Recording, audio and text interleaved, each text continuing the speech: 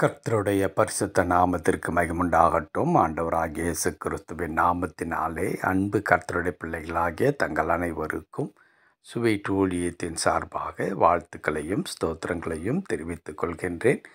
நியாயாதிபதிகளின் புத்தகம் 6ஆம் அதிகாரம் 12வது வசனம். நியாயாதிபதிகள் 6ஆம் அதிகாரம் வசனம் 12.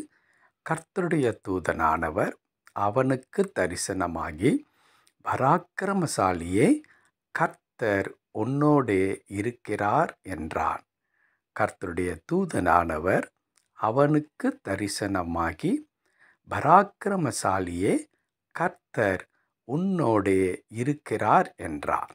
என் அன்பு கடவுளுடைய பிள்ளைகளே, கிதியோனை சந்திக்கின்ற கர்த்தருடைய தூதனானவர் அவரை பெயர் சொல்லி அழைப்பதற்கு பதிலாக அவனுக்கு இருக்கிறதான அந்த கிருபையை சொல்லி அழைக்கின்றார்.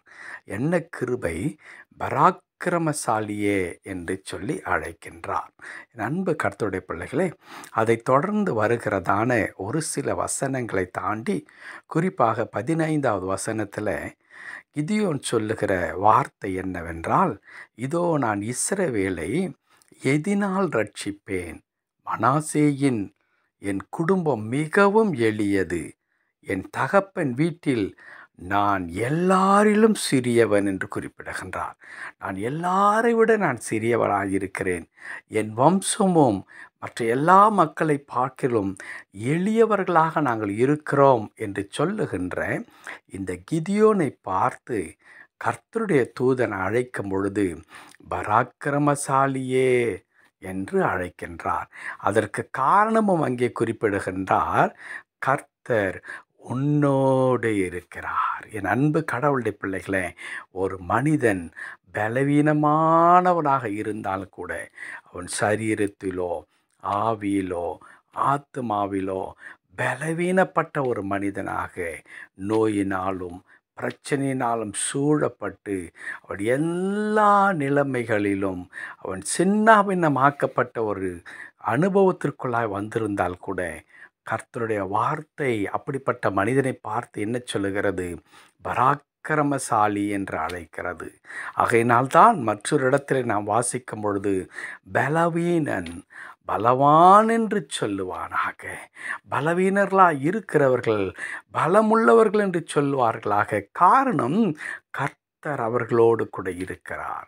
கர்த்தர் ஒரு மனிதனோடு கூட இருக்கும் பொழுது அந்த மனிதன் பலசாலியாக மாறுகின்றான். காரணம் என்னவென்றால், அந்த குறிப்பிட்ட மனிதன் பலவீனம் உள்ளவர்களாக இருக்கலாம், கூட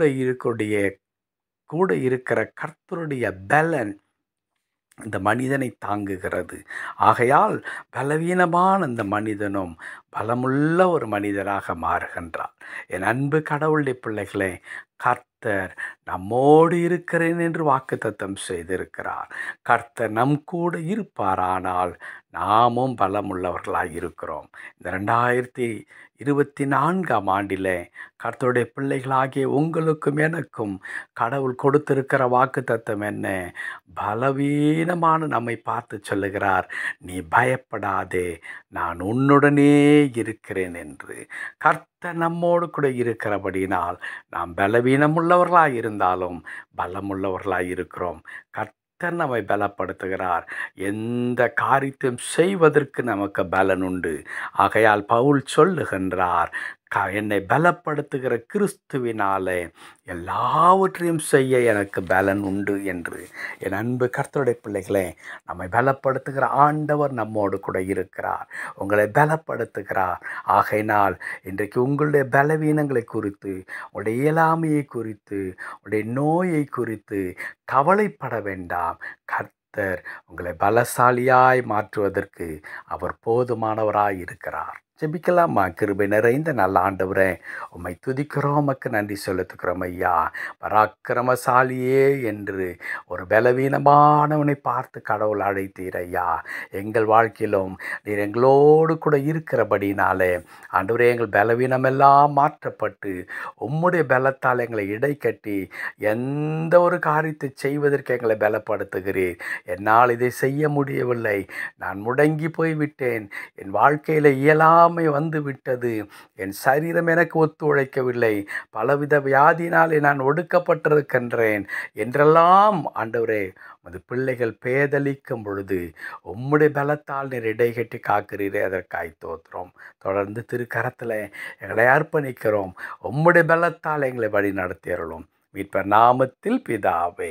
ஆமென், ஆமென்.